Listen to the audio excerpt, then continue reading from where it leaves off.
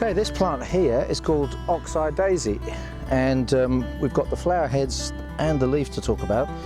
The leaf is a lovely salad, or you can use it as a green vegetable.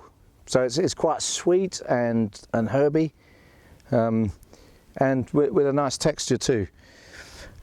The flower is, strictly speaking, not a flower, it's a flower head, and it's made up of these white florets around the outside and these tiny little yellow florets on the inside.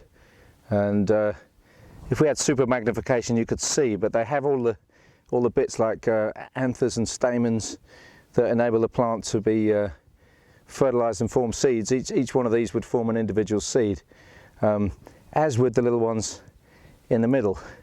These are called disc florets.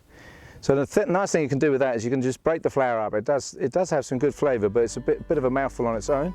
So you can just break it up and scatter it through a salad.